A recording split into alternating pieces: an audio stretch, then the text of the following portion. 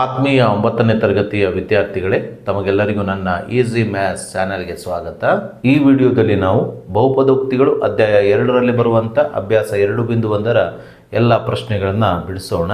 ಹಿಂದಿನ ವಿಡಿಯೋದಲ್ಲಿ ನಾನು ಸಂಖ್ಯಾ ಪದ್ಧತಿ ಅಧ್ಯಾಯ 1ರಲ್ಲಿ ಬರುವಂಥ ಎಲ್ಲ ಅಭ್ಯಾಸದ ಲೆಕ್ಕಗಳನ್ನು ಬಿಡಿಸಿದ್ದೇನೆ. ಆ ವಿಡಿಯೋಗಳಿಗೆ ಸಂಬಂಧಿಸಿದ ಲಿಂಕನ್ನು ನನ್ನ ಡಿಸ್ಕ್ರಿಪ್ಷನ್ ಬಾಕ್ಸ್ನಲ್ಲಿ ನೀಡಿದ್ದೇನೆ. ನೀವು ಆ ಲಿಂಕನ್ನು ಕ್ಲಿಕ್ ಮಾಡಿ ಆ ವಿಡಿಯೋಗಳನ್ನು ನೋಡಬಹುದು. ಮೊದಲಿಗೆ ನಾವು ಅಭ್ಯಾಸ 2.1ರಲ್ಲಿರುವಂಥ ಮೊದಲನೇ ಮುಖ್ಯ ಪ್ರಶ್ನೆಯನ್ನು ತೆಗೆದುಕೊಳ್ಳೋಣ. ಪ್ರಶ್ನೆ ಈ ರೀತಿಯಾಗಿದೆ: ಈ ಕೆಳಗಿನವುಗಳಲ್ಲಿ ಯಾವುವು ಒಂದು ಚರಾಕ್ಷರವುಳ್ಳ ಬಹುಪದೋಕ್ತಿಗಳಾಗಿವೆ ಮತ್ತು ಯಾವುವು ಅಲ್ಲ, ಕಾರಣಗಳ ಸಹಿತ ತಿಳಿಸಿ ಅಂತ ಹೇಳಿ ಇಲ್ಲಿ ನಮಗೆ 5 ಉಪಪ್ರಶ್ನೆಗಳಲ್ಲಿ 5 ಬೀಜೋಕ್ತಿಗಳನ್ನು ನೀಡಿದ್ದಾರೆ. ನೀಡಿರುವ ಈ 5 ಬೀಜೋಕ್ತಿಗಳಲ್ಲಿ ಯಾವುವು ಒಂದು ಚರಾಕ್ಷರವುಳ್ಳ ಬಹುಪದೋಕ್ತಿಗಳಾಗಿವೆ, ಯಾವುವು ಅಲ್ಲ ಎಂಬುದನ್ನು ನಾವು ಇಲ್ಲಿ ಕಾರಣ ಸಮೇತ ತಿಳಿಸಬೇಕಾಗಿದೆ. ಮೊದಲಿಗೆ ನಾವು ಮೊದಲನೇ ಉಪಪ್ರಶ್ನೆಯಲ್ಲಿ ನೀಡಿರುವ ಬೀಜೋಕ್ತಿ 4x ವರ್ಗ ಮೈನಸ್ 3x ಪ್ಲಸ್ 7 ಈ ಬೀಜೋಕ್ತಿಯನ್ನು ತೆಗೆದುಕೊಂಡು ಈ ಬೀಜೋಕ್ತಿಯು ಒಂದು ಚರಾಕ್ಷರವುಳ್ಳ ಒಂದು ಬಹುಪದೋಕ್ತಿ ಆಗಿದೆಯೋ ಅಥವಾ ಇಲ್ಲವೋ ಎಂಬುದನ್ನು ಪರೀಕ್ಷಿಸೋಣ. ಇಲ್ಲಿ ಸ್ಪಷ್ಟವಾಗಿ 4x ವರ್ಗ ಮೈನಸ್ 3x ಪ್ಲಸ್ 7ರಲ್ಲಿ ಒಂದೇ ಒಂದು ಚರಾಕ್ಷರ ಇದೆ. ಅದು ಯಾವುದು ಅಂದರೆ x ಮಾತ್ರ. x ಚರಾಕ್ಷರವನ್ನು ಬಿಟ್ಟು ಮತ್ತೆ ಯಾವುದೇ ಬೇರೆ y ಚರಾಕ್ಷರ ಆಗಿರ್ಬೋದು, z ಚರಾಕ್ಷರ ಆಗಿರ್ಬೋದು ಅಥವಾ t ಚರಾಕ್ಷರಗಳನ್ನು ನಾವಿಲ್ಲಿ ಕಾಣ್ತಾ ಇಲ್ಲ. ಹಾಗಾಗಿ ಇದು ಒಂದೇ ಒಂದು ಚರಾಕ್ಷರವನ್ನು ಹೊಂದಿರುವ ಬೀಜೋಕ್ತಿ.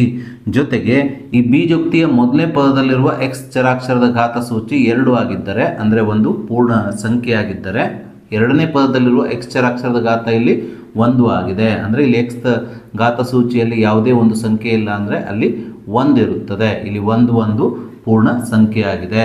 ಹೀಗೆ ಯಾವುದೇ ಒಂದು ಬೀಜೋಕ್ತಿಯ ಚರಾಕ್ಷರದ ಘಾತವು ಒಂದು ಪೂರ್ಣ ಸಂಖ್ಯೆ ಆಗಿದ್ದರೆ, ಫಾರ್ ಎಕ್ಸಾಂಪಲ್ ಚರಾಕ್ಷರದ ಘಾತವು 0, 1, 2, 3, 4 ಈ ರೀತಿ ಪೂರ್ಣ ಸಂಖ್ಯೆ ಆಗಿದ್ದರೆ ಆ ಬೀಜೋಕ್ತಿಯು ಒಂದು ಬಹುಪದೋಕ್ತಿ ಆಗಿರುತ್ತದೆ. ಆದ್ದರಿಂದ ಇಲ್ಲಿ 4x ವರ್ಗ ಮೈನಸ್ 3x ಪ್ಲಸ್ 7 ಒಂದು ಚರಾಕ್ಷರವುಳ್ಳ ಬಹುಪದೋಕ್ತಿ, ಏಕೆಂದರೆ ಈ ಬಹುಪದೋಕ್ತಿಯಲ್ಲಿ ಚರಾಕ್ಷರ x ಆಗಿದ್ದು ಅದರ ಘಾತವು ಒಂದು ಪೂರ್ಣ ಸಂಖ್ಯೆಯಾಗಿದೆ ಅಂತ ನೀವು ಇಲ್ಲಿ ಕಾರಣವನ್ನು ಬರೆಯಬೇಕು. ಇದಾದ ನಂತರ ನಾವೀಗ ಎರಡನೇ ಉಪಪ್ರಶ್ನೆಯಲ್ಲಿ ನೀಡಿರುವ ಬೀಜೋಕ್ತಿ y ವರ್ಗ ಪ್ಲಸ್ ವರ್ಗಮೂಲ 2 ತೆಗೆದುಕೊಳ್ಳೋಣ. ಈ ಬೀಜೋಕ್ತಿಯಲ್ಲಿ ಒಂದೇ ಒಂದು ಚರಾಕ್ಷರ ಇದೆ, ಅದು ಯಾವುದಂದ್ರೆ y. ಹಾಗಾಗಿ ಇದು ಒಂದು ಚರಾಕ್ಷರವುಳ್ಳಂಥ ಒಂದು ಬೀಜೋಕ್ತಿ ಆಗಿದೆ.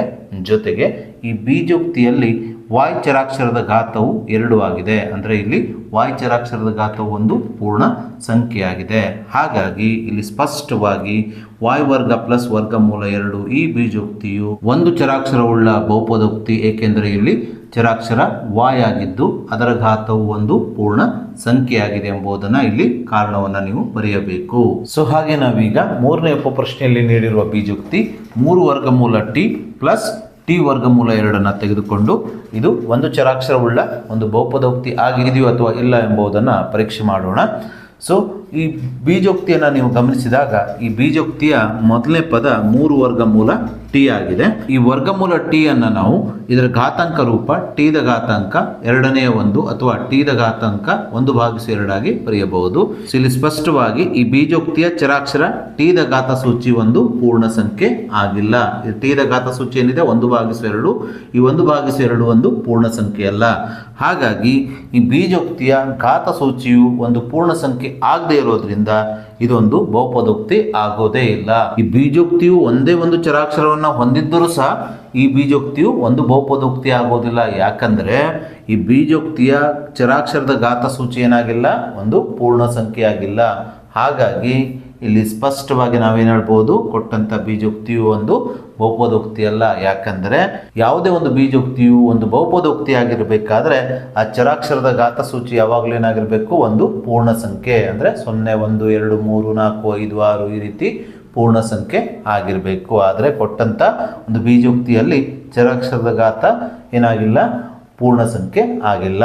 ಆದ್ದರಿಂದ ನಾವಿಲ್ಲಿ ಇದು ಒಂದು ಬಹುಪದೋಕ್ತಿ ಅಲ್ಲ, ಏಕೆಂದರೆ ಇಲ್ಲಿ ಚರಾಕ್ಷರ t ದ ಘಾತಾಂಕವು ಒಂದು ಪೂರ್ಣ ಸಂಖ್ಯೆ ಆಗಿಲ್ಲ ಎಂಬುದನ್ನು ಬರೆಯಬೇಕು. ನಾವೀಗ 4ನೇ ಉಪಪ್ರಶ್ನೆಯಲ್ಲಿ ನೀಡಿರುವ ಬೀಜೋಕ್ತಿ y ಪ್ಲಸ್ 2/y ಈ ಬೀಜೋಕ್ತಿಯನ್ನು ತೆಗೆದುಕೊಳ್ಳೋಣ. ಈ ಬೀಜೋಕ್ತಿಯು ಒಂದು ಚರಾಕ್ಷರವುಳ್ಳ ಒಂದು ಬಹುಪದೋಕ್ತಿ ಆಗಿದೆಯೋ ಅಥವಾ ಇಲ್ಲವೋ ಎಂಬುದನ್ನು ಪರೀಕ್ಷಿಸೋಣ. ಈ ಬೀಜೋಕ್ತಿಯ ಎರಡನೇ ಪದವನ್ನು ನೀವು ಗಮನಿಸಿದಾಗ ಈ ಎರಡನೇ ಪದವು 2/y ಆಗಿದೆ. ಆದರೆ ಯಾವುದೇ ಒಂದು ಬಹುಪದೋಕ್ತಿಯ ಛೇದದಲ್ಲಿ ಯಾವಾಗಲೂ ಚರಾಕ್ಷರಗಳು ಇರಬಾರ್ದು. ಆದರೆ ಈ ಬೀಜೋಕ್ತಿಯ ಎರಡನೇ ಪದದ ಛೇದದಲ್ಲಿ ಚರಾಕ್ಷರ ಯಾವುದಿದೆ? ವಾಯ್ ಆಗಿದೆ. ಹಾಗಾಗಿ ನಾವು ಈ ಬೀಜೋಕ್ತಿಯ ಎರಡನೇ ಪದದ ಛೇದದಲ್ಲಿರುವ ಚರಾಕ್ಷರ ವಾಯನ್ನ ಅಂಶಕ್ಕೆ ತರಬೇಕು. ಅಂಶಕ್ಕೆ ತಂದಾಗ ವಾಯ್ದ ಘಾತಾಂಕ +1 ಏನಾಗ್ತದೆ, ಅಂಶಕ್ಕೆ ಬಂದಾಗ ವಾಯ್ದ ಘಾತಾಂಕ -1 ಆಗುತ್ತದೆ. ಸೊ ಈ ಬೀಜೋಕ್ತಿಯನ್ನು ನಾವು ಈಗ ಗಮನಿಸಿದಾಗ ಈ ಬೀಜೋಕ್ತಿಯ ಚರಾಕ್ಷರ ವಾಯ್ದ ಘಾತಾಂಕ ಒಂದು ಋಣ ಸಂಖ್ಯೆ ಆಗಿರುವುದನ್ನು ಗಮನಿಸಬಹುದು. ಈ -1 ಒಂದು ಪೂರ್ಣ ಸಂಖ್ಯೆ ಆಗಿಲ್ಲ. ಆದ್ದರಿಂದ y+2y ಅಥವಾ y+2 ವಾಯ್ದ ಘಾತಾಂಕ -1 ಈ ಬೀಜೋಕ್ತಿಯು ಒಂದು ಬಹುಪದೋಕ್ತಿಯಲ್ಲ. ಏಕೆಂದರೆ ಚರಾಕ್ಷರ ವಾಯ್ದ ಘಾತಾಂಕವು ಇಲ್ಲಿ ಒಂದು ಪೂರ್ಣ ಸಂಖ್ಯೆ ಆಗಿಲ್ಲ. ನೋಡಿ, ಚರಾಕ್ಷರ ವಾಯ್ದ ಘಾತಾಂಕ ಏನಾಗಿದೆ? ಋಣ ಸಂಖ್ಯೆ ಆಗಿದೆ ಅಥವಾ -1 ಆಗಿದೆ. ಇಲ್ಲಿ -1 ಒಂದು ಪೂರ್ಣ ಸಂಖ್ಯೆ ಆಗಿಲ್ಲ. ಇದನ್ನು ನೀವು ಈ ರೀತಿಯಾಗಿ ಬರೆದು ಸಂಕ್ಷೇಪಿಸಿ ಉತ್ತರಿಸಬಹುದು ಅಥವಾ ಇದೇ ರೂಪದಲ್ಲೂ ಸಹ ನೇರವಾಗಿ ಉತ್ತರವನ್ನು ಬರೆಯಬಹುದು. ಸೊ ಹಾಗೆ ನಾವೀಗ ಮೊದಲೇ ಮುಖ್ಯ ಪ್ರಶ್ನೆಯಲ್ಲಿ ನೀಡಿರುವ ಕೊನೆಯ ಉಪಪ್ರಶ್ನೆಯಲ್ಲಿರುವಂತಹ ಬೀಜೋಕ್ತಿ x ಘಾತಾಂಕ 10 ಪ್ಲಸ್ y ಘಾತಾಂಕ 3 ಪ್ಲಸ್ t ಘಾತಾಂಕ 50 ತೆಗೆದುಕೊಳ್ಳೋಣ. ಕೊಟ್ಟಂತ ಈ ಬೀಜೋಕ್ತಿಯನ್ನು ನೀವು ಗಮನಿಸಿದಾಗ ಈ ಬೀಜೋಕ್ತಿಯಲ್ಲಿ ವಸ್ತು 3 ಚರಾಕ್ಷರಗಳಿವೆ. x, y ಮತ್ತು t ಚರಾಕ್ಷರಗಳಿವೆ. ಆದರೆ ಪ್ರಶ್ನೆಯಲ್ಲಿ ನಮಗೇನು ಕೇಳಿದ್ರು? ಈ ಕೆಳಗಿನವುಗಳಲ್ಲಿ ಒಂದು ಚರಾಕ್ಷರವುಳ್ಳ ಬಹುಪದೋಕ್ತಿಗಳು ಯಾವುವು ಅಂತ ಕೇಳಿದ್ರು. ಆದರೆ ಈ ಬೀಜೋಕ್ತಿಯಲ್ಲಿ 3 ಚರಾಕ್ಷರಗಳಿರೋದ್ರಿಂದ ಇದು ಒಂದು ಚರಾಕ್ಷರವುಳ್ಳಂತ ಒಂದು ಬಹುಪದೋಕ್ತಿ ಆಗೋದಿಲ್ಲ. ಆದ್ದರಿಂದ ನಾವಿಲ್ಲಿ x ಘಾತಾಂಕ 10 ಪ್ಲಸ್ y ಘಾತಾಂಕ 3 ಪ್ಲಸ್ t ದ ಘಾತಾಂಕ 50 ಇದು 3 ಚರಾಕ್ಷರವನ್ನು ಒಳಗೊಂಡಂತ ಒಂದು ಬಹುಪದೋಕ್ತಿ ಆಗಿರೋದ್ರಿಂದ ನಾವಿಲ್ಲಿ ಇದು ಒಂದು ಚರಾಕ್ಷರವನ್ನು ಒಳಗೊಂಡಂತ ಬಹುಪದೋಕ್ತಿ ಅಲ್ಲ ಅಂತ ಬರೆಯಬೇಕು. ಸೊ ನಾವೀಗ ಅಭ್ಯಾಸ 2.1ರ ಎರಡನೇ ಮುಖ್ಯ ಪ್ರಶ್ನೆಯನ್ನ ತೆಗೆದುಕೊಳ್ಳೋಣ. ಪ್ರಶ್ನೆ ಈ ರೀತಿಯಾಗಿದೆ: ಈ ಕೆಳಗಿನ ಪ್ರತಿಯೊಂದರಲ್ಲೂ x ವರ್ಗದ ಸಹಗುಣಕಗಳನ್ನು ಬರೆಯಿರಿ ಅಂತ ಹೇಳಿ ನಮಗಿಲ್ಲಿ 4 ಉಪಪ್ರಶ್ನೆಗಳಲ್ಲಿ 4 ಬಹುಪದೋಕ್ತಿಗಳನ್ನು ಕೊಟ್ಟಿದ್ದಾರೆ. ನಾವೀಗ ಒಂದೊಂದೇ ಬಹುಪದೋಕ್ತಿಯ x ವರ್ಗದ ಸಹಗುಣಕಗಳನ್ನು ಬರೆಯೋಣ. ಸೊ ಮೊದಲಿಗೆ ನಾವು ಮೊದಲೇ ಉಪಪ್ರಶ್ನೆಯಲ್ಲಿ ನೀಡಿರುವ ತ್ರಿಪದೋಕ್ತಿ ಅಥವಾ ವರ್ಗ ಬಹುಪದೋಕ್ತಿ 2 ಪ್ಲಸ್ x ವರ್ಗ ಪ್ಲಸ್ x ಅನ್ನ ತೆಗೆದುಕೊಳ್ಳೋಣ. ಈ ವರ್ಗ ಬಹುಪದೋಕ್ತಿಯಲ್ಲಿ x ವರ್ಗದ ಸಹಗುಣಕ ಅಂದ್ರೆ x ವರ್ಗದ ಜೊತೆಗಿರುವ ಸಂಖ್ಯೆ. ಇಲ್ಲಿ x ವರ್ಗದ ಜೊತೆಗೆ ಯಾವುದೇ ಸಂಖ್ಯೆ ನಮಗೆ ಕಾಣ್ತಾ ಇಲ್ಲ. x ವರ್ಗದ ಜೊತೆಗೆ ಯಾವುದೇ ಸಂಖ್ಯೆ ಇಲ್ಲ ಅಂದ್ರೆ ಅಲ್ಲಿ ಯಾವಾಗಲೂ ಎಷ್ಟಿರ್ತದೆ? 1 ಇರ್ತದೆ. ಫಾರ್ ಎಕ್ಸಾಂಪಲ್, ನಾವು x ವರ್ಗವನ್ನ 1 ಗುಣಿಸು x ವರ್ಗ ಅಥವಾ 1x ವರ್ಗವಾಗಿ ಬರೆಯಬಹುದು. ಹಾಗಾಗಿ ಈ x ವರ್ಗದ ಜೊತೆಗೆ ಯಾವುದೇ ಸಂಖ್ಯೆ ಇಲ್ಲ ಅಂದ್ರೆ ಅಲ್ಲಿ ಎಷ್ಟಿರ್ತದೆ? 1 ಇರುತ್ತದೆ. ಆದ್ದರಿಂದ ಇಲ್ಲಿ x ವರ್ಗದ ಜೊತೆಗಿರುವ ಸಂಖ್ಯೆ ಅಂದರೆ x ವರ್ಗದ ಸಹಗುಣಕ ಇಲ್ಲಿ 1 ಆಗಿದೆ. ಅದನ್ನೇ ನಾವಿಲ್ಲಿ ಬರೆಯಬೇಕು, x ವರ್ಗದ ಸಹಗುಣಕ 1 ಎಂದು. ಹಾಗೆ ನಾವೀಗ ಎರಡನೇ ಉಪಪ್ರಶ್ನೆಯಲ್ಲಿ ನೀಡಿರುವ ಬಹುಪದೋಕ್ತಿ 2 ಮೈನಸ್ x ವರ್ಗ ಪ್ಲಸ್ x ಕ್ಯೂಬ್ ಅನ್ನ ತೆಗೆದುಕೊಳ್ಳೋಣ. ಸೊ ಈ ಬಹುಪದೋಕ್ತಿಯಲ್ಲಿ x ವರ್ಗದ ಸಹಗುಣಕ ಏನಾಗಿದೆ ಅಂದರೆ -1 ಆಗಿದೆ. ಅಂದರೆ x ವರ್ಗದ ಜೊತೆಗಿರುವ ಸಂಖ್ಯೆ ಇಲ್ಲಿ x ವರ್ಗದ ಜೊತೆಗೆ ಯಾವುದೇ ಸಂಖ್ಯೆ ಇಲ್ಲ ಅಂದರೆ ಅಲ್ಲಿ ಎಷ್ಟಿರ್ತದೆ? 1 ಇರ್ತದೆ. ಸೊ ಹಾಗಾಗಿ x ವರ್ಗದ ಜೊತೆಗಿರುವ ಸಂಖ್ಯೆಯಲ್ಲಿ -1 ಆಗಿದೆ. ಮೈನಸ್ ಅಂತ ಇದ್ರೆ ಅದರ ಚಿಹ್ನೆ ಸಮೇತ ಬರೆಯಬೇಕಾಗ್ತದೆ. ಆದ್ದರಿಂದ ನಾವಿಲ್ಲಿ ಈ ಬಹುಪದೋಕ್ತಿಯಲ್ಲಿರುವ x ವರ್ಗದ ಸಹಗುಣಕ -1 ಅಂತ ಬರೆಯೋಣ. ಹಾಗೆ ನಾವೀಗ ಮೂರನೇ ಉಪಪ್ರಶ್ನೆಯಲ್ಲಿ ನೀಡಿರುವ ಬಹುಪದೋಕ್ತಿ 5/2 ಇಂಟು x ವರ್ಗ ಪ್ಲಸ್ x ಅನ್ನ ತೆಗೆದುಕೊಂಡು ಈ ಬಹುಪದೋಕ್ತಿಯಲ್ಲಿರುವ x ವರ್ಗದ ಜೊತೆಗಿರುವ ಸಂಖ್ಯೆ ಅಥವಾ x ವರ್ಗದ ಸಹಗುಣಕವನ್ನು ಬರೆಯೋಣ. ಇಲ್ಲಿ ಸ್ಪಷ್ಟವಾಗಿ ನೀವು ಕಾಣ್ತಾ ಇರಬಹುದು, x ವರ್ಗದ ಜೊತೆಗಿರುವ ಸಂಖ್ಯೆ ಅಥವಾ x ವರ್ಗದ ಸಹಗುಣಕ 5/2 ಆಗಿದೆ. ಆದ್ದರಿಂದ ನಾವಿಲ್ಲಿ ನೀಡಿದ ಬಹುಪದೋಕ್ತಿಯಲ್ಲಿರುವ x ವರ್ಗದ ಸಹಗುಣಕ ಅಥವಾ x ವರ್ಗದ ಜೊತೆಗಿರುವ ಸಂಖ್ಯೆ 5/2 ಅಂತ ಬರೆಯಬೇಕು. ಸೊ ನಾವೀಗ ಎರಡನೇ ಮುಖ್ಯ ಪ್ರಶ್ನೆಯಲ್ಲಿರುವ ಕೊನೆಯ ಉಪಪ್ರಶ್ನೆಯಲ್ಲಿ ನೀಡಿರುವ ಬಹುಪದೋಕ್ತಿ ವರ್ಗಮೂಲ 2x - 1 ತೆಗೆದುಕೊಳ್ಳೋಣ. ಸೊ ಈ ಬಹುಪದೋಕ್ತಿಯಲ್ಲಿ ನಾವು x ವರ್ಗದ ಸಹಗುಣಕವನ್ನು ಬರೆಯಬೇಕಾಗಿದೆ. ಆದರೆ ಇಲ್ಲಿ x ವರ್ಗ ಎಂಬ ಪದನೇ ಇಲ್ಲ. ಹಾಗಾಗಿ ಸೊ ಯಾವುದೇ ಒಂದು ಬಹುಪದೋಕ್ತಿಯಲ್ಲಿ ಚರಾಕ್ಷರಗಳನ್ನು ಒಳಗೊಂಡಂತ ಪದಗಳಾದ x ವರ್ಗ, x ಘಾತಾಂಕ 3, x ಘಾತಾಂಕ 5 ಈ ರೀತಿ ಪದಗಳು ಇಲ್ಲದೆ ಇದ್ದಾಗ ಆ ಚರಾಕ್ಷರದ ಸಹಗುಣಕ ಯಾವಾಗಲೂ 0 ಆಗಿರುತ್ತದೆ. ಹಾಗೆಯೇ ಈ ಬಹುಪದೋಕ್ತಿಯನ್ನು ನಾವು 0x ವರ್ಗ ಪ್ಲಸ್ ವರ್ಗಮೂಲ 2x - 1 ಆಗಿ ಬರೆಯಬಹುದು. ಅಂದ್ರೆ ಇಲ್ಲಿ 0x ವರ್ಗ ಅಂದ್ರೆ 0ನೇ ಆಗಿರುತ್ತದೆ. ಹಾಗಾಗಿ ಈ ಬಹುಪದೋಕ್ತಿಯನ್ನು ನಾವು ವರ್ಗಮೂಲ 2x - 1 ಅಥವಾ 0x ವರ್ಗ ಪ್ಲಸ್ ವರ್ಗಮೂಲ 2x - 1 ಆಗಿ ಬರೆಯಬಹುದು. ಅಂದ್ರೆ ಇಲ್ಲಿ x ವರ್ಗದ ಸಹಗುಣಕ ಏನಾಗಿದೆ? 0 ಆಗಿದೆ. ಹಾಗಾಗಿ ಇಲ್ಲಿ x ವರ್ಗ ಎಂಬ ಪದ ಇಲ್ಲದೆ ಇರೋದ್ರಿಂದ x ವರ್ಗದ ಸಹಗುಣಕ ಏನಾಗಿರ್ತದೆ? 0 ಆಗಿರ್ತದೆ. ಅಂದ್ರೆ ಯಾವ ಪದ ಇರೋದಿಲ್ಲ ನೋಡ್ರಿ ಅದರ ಸಹಗುಣಕ ಯಾವಾಗಲೂ 0 ಆಗಿರುತ್ತದೆ. ಆದ್ದರಿಂದ ನಾವಿಲ್ಲಿ ಈ ಬಹುಪದೋಕ್ತಿಯಲ್ಲಿ x ವರ್ಗದ ಸಹಗುಣಕ 0 ಎಂದು ಬರೆಯೋಣ. ಸೊ ಹೀಗೆ ನಾವು ಎರಡನೇ ಮುಖ್ಯ ಪ್ರಶ್ನೆಯ ಎಲ್ಲ ಉಪಪ್ರಶ್ನೆಗಳಿಗೆ ಉತ್ತರಿಸಿದ ನಂತರ ನಾವೀಗ ಮೂರನೇ ಮುಖ್ಯ ಪ್ರಶ್ನೆಯನ್ನ ತೆಗೆದುಕೊಳ್ಳೋಣ. ಮೂರನೇ ಮುಖ್ಯ ಪ್ರಶ್ನೆ ಈ ರೀತಿಯಾಗಿದೆ. ಡಿಗ್ರಿ 35 ಆಗಿರುವ ಒಂದು ದ್ವಿಪದೋಕ್ತಿಗೆ ಹಾಗೂ ಡಿಗ್ರಿ 100 ಆಗಿರುವ ಒಂದು ಏಕಪದೋಕ್ತಿಗೆ ಒಂದೊಂದು ಉದಾಹರಣೆಯನ್ನ ಕೊಡಿ ಅಂತ ಈ ಪ್ರಶ್ನೆಯಲ್ಲಿ ಕೇಳಿದ್ದಾರೆ. ಈ ಪ್ರಶ್ನೆಯನ್ನ ಬಿಡಿಸುವುದಕ್ಕಿಂತ ಪೂರ್ವದಲ್ಲಿ ನಾವು ಒಂದು ಬಹುಪದೋಕ್ತಿಯ ಡಿಗ್ರಿ ಅಥವಾ ಮಹತ್ತಮ ಗಾತ್ರ ಅಂದ್ರೆ ಏನು ಎಂಬುದನ್ನು ಸಂಕ್ಷಿಪ್ತವಾಗಿ ತಿಳಿದುಕೊಳ್ಳೋಣ. ಒಂದು ಬಹುಪದೋಕ್ತಿಯ ಡಿಗ್ರಿ ಅಥವಾ ಮಹತ್ತಮ ಗಾತ ಅಂದರೆ ಆ ಬಹುಪದೋಕ್ತಿಯಲ್ಲಿರುವ ಚರಾಕ್ಷರದ ಗರಿಷ್ಠ ಅಥವಾ ಅತಿ ದೊಡ್ಡ ಗಾತಸೂಚಿ ಆಗಿರ್ತದೆ. ಫಾರ್ ಎಕ್ಸಾಂಪಲ್, ಇಲ್ಲಿ ಎಕ್ಸ್ ದ ಘಾತಾಂಕ 5 ಮೈನಸ್ ಎಕ್ಸ್ ದ ಘಾತಾಂಕ 4 ಪ್ಲಸ್ 4 ಎಂಬ ಒಂದು ಬಹುಪದೋಕ್ತಿ ಇದೆ. ಈ ಬಹುಪದೋಕ್ತಿಯಲ್ಲಿರುವ ಚರಾಕ್ಷರ ಎಕ್ಸ್ ಆಗಿದೆ. ಈ ಬಹುಪದೋಕ್ತಿಯ ಮೊದಲನೇ ಪದದಲ್ಲಿರುವ ಎಕ್ಸ್ ಚರಾಕ್ಷರದ ಘಾತಸೂಚಿ 5 ಆಗಿದ್ದರೆ ಎರಡನೇ ಪದದಲ್ಲಿರುವ ಚರಾಕ್ಷರ ಎಕ್ಸ್ ದ ಘಾತಸೂಚಿ 4 ಆಗಿದೆ. ಹಾಗಾಗಿ ಇಲ್ಲಿ ಸ್ಪಷ್ಟವಾಗಿ ಈ ಬಹುಪದೋಕ್ತಿಯಲ್ಲಿರುವ ಚರಾಕ್ಷರದ ಗರಿಷ್ಠ ಘಾತಸೂಚಿ ಅಂದರೆ ಅತಿ ಹೆಚ್ಚು ಘಾತಸೂಚಿ ಎಷ್ಟಾಗಿದೆ ಅಂದರೆ 5 ಆಗಿದೆ. ಆದ್ದರಿಂದ ಈ ಬಹುಪದೋಕ್ತಿಯ ಡಿಗ್ರಿ ಅಥವಾ ಮಹತ್ತಮ ಘಾತ ಏನಾಗಿರ್ತದೆ ಅಂದರೆ 5 ಆಗಿರ್ತದೆ. ಅಂದರೆ ಈ ಬಹುಪದೋಕ್ತಿಯಲ್ಲಿರುವ ಚರಾಕ್ಷರದ ಅತಿ ದೊಡ್ಡ ಘಾತಸೂಚಿಯೇ ಈ ಬಹುಪದೋಕ್ತಿಯ ಒಂದು ಡಿಗ್ರಿ ಅಥವಾ ಮಹತ್ತಮ ಘಾತ ಆಗಿರುತ್ತದೆ. ಅದೇ ರೀತಿ ಎರಡನೇ ಬಹುಪದೋಕ್ತಿಯನ್ನು ನಾವು ಗಮನಿಸಿದಾಗ ಎರಡನೇ ಬಹುಪದೋಕ್ತಿಯಲ್ಲಿರುವ ಚರಾಕ್ಷರ ವಾಯ್ ಆಗಿದೆ. ವಾಯ್ದ ಗರಿಷ್ಠ ಘಾತಸೂಚಿ 8 ಆಗಿರುವುದನ್ನು ನಾವು ಗಮನಿಸಬಹುದು. ಅಂದರೆ ವಾಯ್ ಚರಾಕ್ಷರದ ಅತಿ ದೊಡ್ಡ ಘಾತಸೂಚಿ 8 ಆಗಿರೋದ್ರಿಂದ ಈ ಎರಡನೇ ಬಹುಪದೋಕ್ತಿಯ ಡಿಗ್ರಿ ಅಥವಾ ಮಹತ್ತಮ ಘಾತ ಎಷ್ಟಾಗ್ತದೆ 8 ಆಗುತ್ತದೆ. ಅದೇ ರೀತಿ ಮೂರನೇ ಬಹುಪದೋಕ್ತಿಯಲ್ಲಿ ಚರಾಕ್ಷರ ಎಕ್ಸ್ ಆಗಿದೆ. ಈ ಎಕ್ಸ್ ಚರಾಕ್ಷರದ ಗರಿಷ್ಠ ಘಾತಸೂಚಿ ಎಷ್ಟಾಗಿದೆ ಅಂದರೆ 2 ಆಗಿದೆ. ಯಾಕಂದ್ರೆ ಮೊದಲನೇ ಪದದಲ್ಲಿರುವ ಎಕ್ಸ್ ಚರಾಕ್ಷರದ ಘಾತಸೂಚಿ 2 ಆಗಿದ್ದರೆ ಎರಡನೇ ಪದದಲ್ಲಿರುವ ಎಕ್ಸ್ ಚರಾಕ್ಷರದ ಘಾತಸೂಚಿ 1 ಆಗಿದೆ.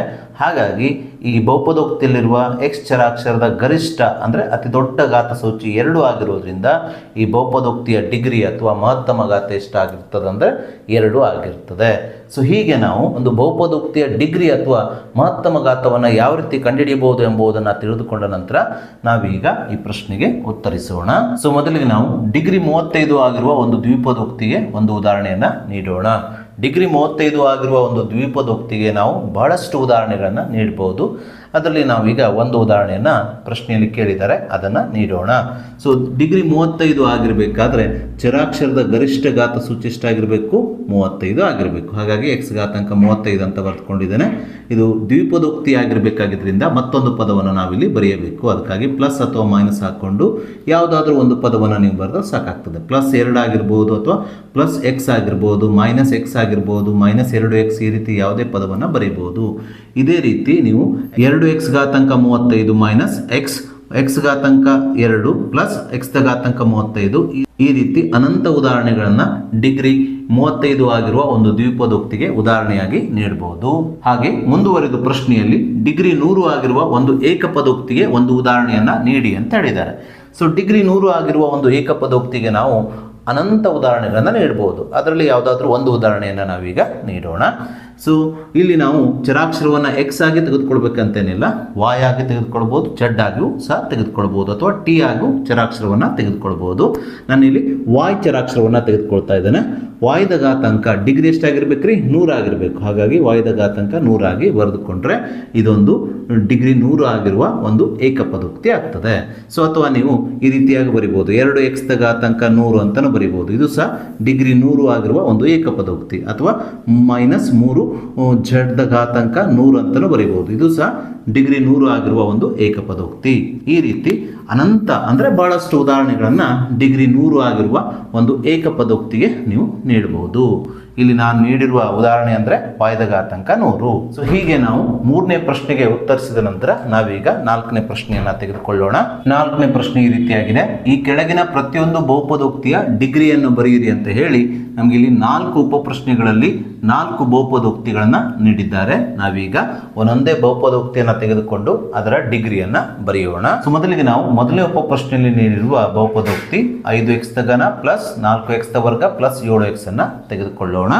ಸೊ ನಾನು ನಿಮಗೆ ಈಗಾಗಲೇ ಹೇಳಿದ ಹಾಗೆ ಒಂದು ಬಹುಪದೋಕ್ತಿಯ ಡಿಗ್ರಿ ಅಥವಾ ಮಹತ್ತಮ ಘಾತ ಅಂದರೆ ಆ ಬಹುಪದೋಕ್ತಿಯಲ್ಲಿರುವ ಚರಾಕ್ಷರದ ಅತಿ ದೊಡ್ಡ ಘಾತ ಸೂಚಿ ಅಥವಾ ಘಾತ ಸಂಖ್ಯೆ ಆಗಿರುತ್ತದೆ. ಸೊ ಈ ಬಹುಪದೋಕ್ತಿಯಲ್ಲಿರುವ ಚರಾಕ್ಷರ ಎಕ್ಸ್ ಆಗಿದೆ.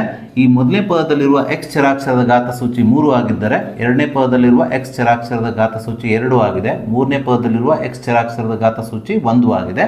ಹಾಗಾಗಿ ಇಲ್ಲಿ ಸ್ಪಷ್ಟವಾಗಿ ಈ ಬಹುಪದೋಕ್ತಿಯಲ್ಲಿರುವ ಎಕ್ಸ್ ಚರಾಕ್ಷರದ ಗರಿಷ್ಠ ಅಂದರೆ ಅತಿ ದೊಡ್ಡ ಘಾತ ಸೂಚಿ 3 ಆಗಿರೋದ್ರಿಂದ ಈ ಬಹುಪದೋಕ್ತಿಯ ಡಿಗ್ರಿ ಅಥವಾ ಮಹತ್ತಮ ಘಾತ ಎಷ್ಟಾಗ್ತದೆ? 3 ಆಗುತ್ತದೆ. ಆದ್ದರಿಂದ ನಾವಿಲ್ಲಿ ಈ ಬಹುಪದೋಕ್ತಿಯ ಡಿಗ್ರಿ 3 ಅಂತ ಬರೆಯಬೇಕು. ಸೊ ನಾವೀಗ ಎರಡನೇ ಉಪಪ್ರಶ್ನೆಯಲ್ಲಿ ನೀಡಿರುವ ಬಹುಪದೋಕ್ತಿ 4 ಮೈನಸ್ y ದ ವರ್ಗವನ್ನು ತೆಗೆದುಕೊಂಡು ಇದರ ಡಿಗ್ರಿಯನ್ನು ಬರೆಯೋಣ. ಸೊ ಈ 4 ಮೈನಸ್ y ದ ವರ್ಗ ಈ ಬಹುಪದೋಕ್ತಿಯಲ್ಲಿ ಚರಾಕ್ಷರ y ಆಗಿದೆ. ಈ y ದ ಘಾತ ಸೂಚಿ 2 ಆಗಿದೆ. ಅಂದರೆ ಈ ಬಹುಪದೋಕ್ತಿಯಲ್ಲಿರುವ ಈ ಚರಾಕ್ಷರದ ಗರಿಷ್ಠ ಘಾತ ಸೂಚಿ ಅಂದರೆ ಅತಿ ದೊಡ್ಡ ಘಾತ ಸೂಚಿ 2 ಆಗಿರೋದ್ರಿಂದ ಈ ಬಹುಪದೋಕ್ತಿಯ ಡಿಗ್ರಿ ಎಷ್ಟಾಗ್ತದೆ ಅಂದರೆ ಇಲ್ಲಿ 2 ಆಗುತ್ತದೆ. ಆದ್ದರಿಂದ ನಾವಿಲ್ಲಿ ಈ ಬಹುಪದೋಕ್ತಿಯ ಡಿಗ್ರಿ 2 ಎಂದು ಬರೆಯೋಣ. ಹಾಗೆ ನಾವೀಗ ಮೂರನೇ ಉಪಪ್ರಶ್ನೆಯಲ್ಲಿ ನೀಡಿರುವ ಬಹುಪದೋಕ್ತಿ 5t ಮೈನಸ್ ವರ್ಗಮೂಲ 7 ತೆಗೆದುಕೊಂಡು ಇದರ ಡಿಗ್ರಿಯನ್ನು ಬರೆಯೋಣ. ಸೊ ಈ ಬಹುಪದೋಕ್ತಿಯಲ್ಲಿರುವ ಚರಾಕ್ಷರ ಟಿ ಆಗಿದೆ. ಈ ಟಿ ದ ಘಾತ ಸೂಚಿ ಎಷ್ಟಾಗಿದೆ? 1 ಆಗಿದೆ. ಟಿ ದ ತಲೆಯ ಮೇಲೆ ಅಥವಾ ಘಾತ ಸೂಚಿಯ ಜಾಗದಲ್ಲಿ ಯಾವುದೇ ಸಂಖ್ಯೆ ಇಲ್ಲ ಅಂದರೆ ಅಲ್ಲಿ ಎಷ್ಟಿರ್ತದೆ? 1 ಇರ್ತದೆ. ಹಾಗಾಗಿ ಈ ಬಹುಪದೋಕ್ತಿಯಲ್ಲಿರುವ ಟಿ ಚರಾಕ್ಷರದ ಘಾತ ಸೂಚಿ 1 ಆಗಿರೋದ್ರಿಂದ ಈ ಬಹುಪದೋಕ್ತಿಯ ಡಿಗ್ರಿ ಎಷ್ಟಾಗ್ತದೆ? 1 ಆಗುತ್ತದೆ. ಆದ್ದರಿಂದ ನಾವಿಲ್ಲಿ ಈ ಬಹುಪದೋಕ್ತಿಯ ಡಿಗ್ರಿ 1 ಎಂದು ಬರೆಯೋಣ. ಹಾಗೆ ನಾವೀಗ ನಾಲ್ಕನೇ ಮುಖ್ಯ ಪ್ರಶ್ನೆಯಲ್ಲಿ ನೀಡಿರುವ ಕೊನೆಯ ಉಪಪ್ರಶ್ನೆಯಲ್ಲಿರುವ ಸಂಖ್ಯೆ 3 ತೆಗೆದುಕೊಳ್ಳೋಣ. ಈ 3 ಒಂದು ಸ್ಥಿರ ಬಹುಪದೋಕ್ತಿಯಾಗಿದೆ. ಅಂದರೆ ಯಾವುದೇ ಒಂದು ವಾಸ್ತವ ಸಂಖ್ಯೆಯನ್ನು ನಾವು ಸ್ಥಿರ ಬಹುಪದೋಕ್ತಿ ಅಂತ ಹೇಳ್ತೇವೆ. ಸ್ಥಿರ ಬಹುಪದೋಕ್ತಿಯ ಮಹತ್ತಮ ಘಾತ ಅಥವಾ ಡಿಗ್ರಿ ಯಾವಾಗಲೂ 0 ಆಗಿರುತ್ತದೆ. ಯಾಕಂದರೆ ಯಾವುದೇ ಒಂದು ಸ್ಥಿರ ಬಹುಪದೋಕ್ತಿಯನ್ನು ಅಥವಾ ವಾಸ್ತವ ಸಂಖ್ಯೆಯನ್ನು ನಾವು ಘಾತ ಸೂಚಿಯು 0 ಆಗಿರುವ ಒಂದು ಚರಾಕ್ಷರದ ಗುಣಲಬ್ಧವಾಗಿ ಬರೆಯಬಹುದು. ಉದಾಹರಣೆಗೆ 6 ಒಂದು ಸ್ಥಿರ ಬಹುಪದೋಕ್ತಿಯಾಗಿದೆ. ಇದನ್ನು ನಾವು 6 ಗುಣಿಸು ಎಕ್ಸ್ ದ ಘಾತಾಂಕ 0 ಆಗಿ ಬರೀಬಹುದು. ಸೊ ಯಾವುದೇ ಒಂದು ಚರಾಕ್ಷರ ಅಥವಾ ಸಂಖ್ಯೆ ಆಗಲಿ ಅದರ ಘಾತ ಸೂಚಿ 0 ಆಗಿದ್ದರೆ ಅದರ ಬೆಲೆ ಏನಾಗಿರ್ತದೆ? ಯಾವಾಗಲೂ 1 ಆಗಿರುತ್ತದೆ. ಹಾಗಾಗಿ 6 ನಾವು 6 ಗುಣಿಸು ಎಕ್ಸ್ ದ ಘಾತಾಂಕ 0 ಆಗಿ ಬರೀಬಹುದು. 6 ಗುಣಿಸು ಎಕ್ಸ್ ದ ಘಾತಾಂಕ 0 ಅಂದರೆ ಬೆಲೆ ಎಷ್ಟು? 1. 6 ಗುಣಿಸು 1 ಅಂದರೆ ಎಷ್ಟಾಗ್ತದೆ? 6 ಆಗ್ತದೆ. ಹಾಗಾಗಿ ನಾವು 6 ಗುಣಿಸು ಎಕ್ಸ್ ದ ಘಾತಾಂಕ 0 ಆಗಿ ಬರೆಯಬಹುದು. ಹಾಗೆ -4 ಸಹ ನಾವು -4 ಗುಣಿಸು y ದ ಘಾತಾಂಕ 0 ಆಗಿ ಬರೆಯಬಹುದು.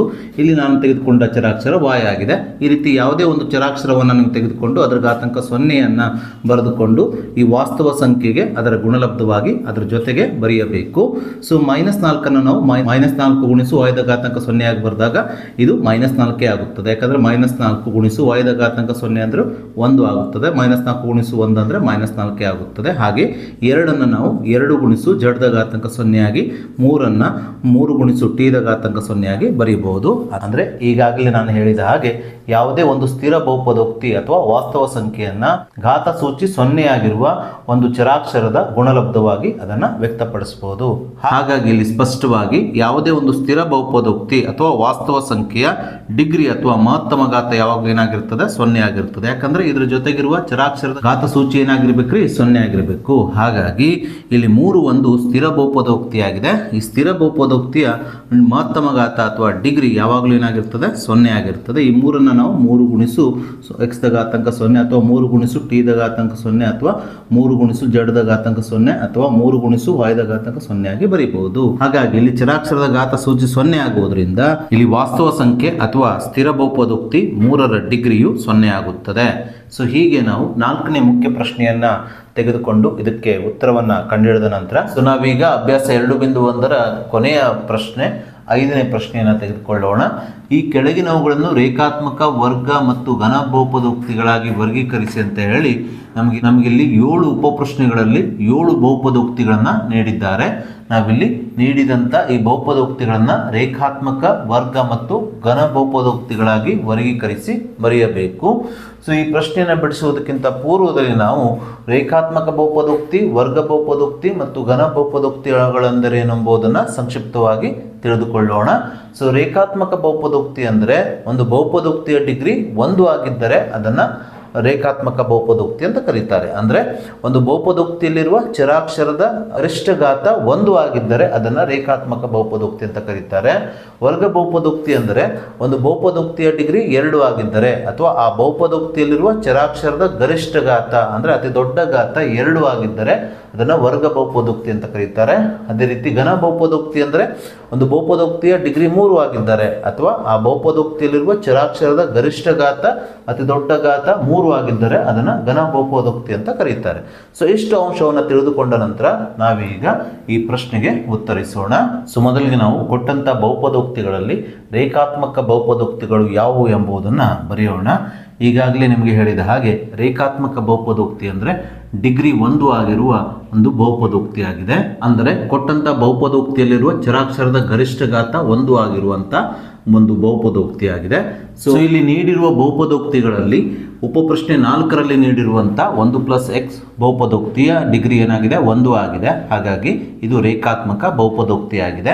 ಅದೇ ರೀತಿ ಉಪಪ್ರಶ್ನೆ 5ರಲ್ಲಿ ನೀಡಿರುವ ಬಹುಪದೋಕ್ತಿ 3t, ಇಲ್ಲಿ ಚರಾಕ್ಷರ t ದ ಮಹತ್ತಮ ಘಾತ ಅಥವಾ t ದ ಘಾತ ಸೂಚಿ 1 ಆಗಿರೋದ್ರಿಂದ ಇದು ಸಹ ರೇಖಾತ್ಮಕ ಬಹುಪದೋಕ್ತಿ ಆಗಿದೆ. ಆದ್ದರಿಂದ ರೇಖಾತ್ಮಕ ಬಹುಪದೋಕ್ತಿಗಳು ಯಾವುದಾವುದಂದ್ರೆ ಇಲ್ಲಿ ಉಪಪ್ರಶ್ನೆ 4ರಲ್ಲಿ ನೀಡಿರುವ 1+x ಬಹುಪದೋಕ್ತಿ ಹಾಗೂ ಉಪಪ್ರಶ್ನೆ 5ರಲ್ಲಿ ನೀಡಿರುವ 3t ಬಹುಪದೋಕ್ತಿ. ಹಾಗೆ ನಾವೀಗ ನೀಡಿರುವ ಬಹುಪದೋಕ್ತಿಗಳಲ್ಲಿ ಯಾವುವು ವರ್ಗ ಬಹುಪದೋಕ್ತಿ ಆಗಿದೆ ಎಂಬುದನ್ನು ನೋಡೋಣ.